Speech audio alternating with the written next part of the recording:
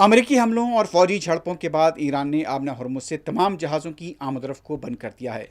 Iran के आला मुश्तरका फ़ौजी कमान ने बताया कि आबना हरमुज़ से गुजरने की कोशिश करने वाले किसी भी जहाज़ को निशाना बनाया जाएगा। ज़राए के मुताबिक आबना हरमुज़ की बंदिश के हुक्म में तेल बरदार और तिजारती जहाज़ शामिल हैं। ज़राए के मुताबिक ईरानी पाबंदी की खिलाफ वर्जी पर हरमुज़ में 2 जहाज़ों को निशाना बनाया गया। पासदारान इनक़लाब ने अमरीकी हमलों के रद्दमल में अमरीका के 18 अहम अहदाफ को निशाना बनाने का दावा किया है। पासदारान इनक़लाब का कहना है कि कुवैत में अमरीका के अल सालिम और अहमद अल जाबर और बहरीन में शेख ईसा एयरबेस को निशाना बनाया गया। पासदारान इनक़लाब ईरान ने यह भी कहा कि ट्रंप का दावा कि उन्होंने ईरानी हुकाम से बराह बात की है न सिर्फ झूठ बल्कि जंग से बचने की कोशिश पर पर्दा डालने के लिए है। पासदारान इनक़लाब ईरान के एरोस्पेस फोर्स के कमांडर ने बताया कि अगर अमेरिका चाहता है कि मुक़द्दस आबना हरमुज़ को गैर महफूज बना दे तो ईरान पूरे खित्ते को अमेरिका के लिए जहन्नुम बना देगा।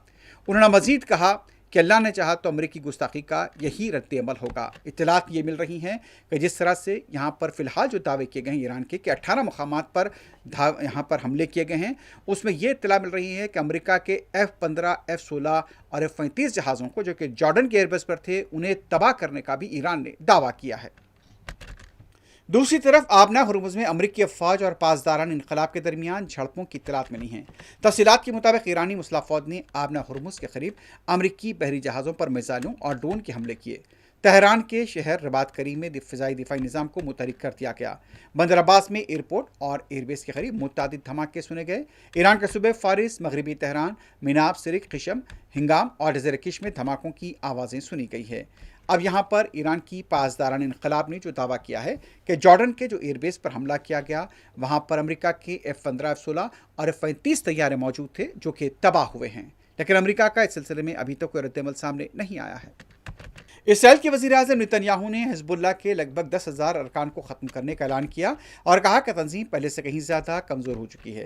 नेतन्याहू ने एक वीडियो बयान में कहा, हम मुनज़्ज़म तरीके से जनूबी लेबनान को हिज़्बुल्लाह से पाक कर रहे हैं। हिज़्बुल्लाह इसराइल के ख़िलाफ़ हमले शुरू करने के लिए लेबनान की सरज़मीन का इस्तेमाल करती है।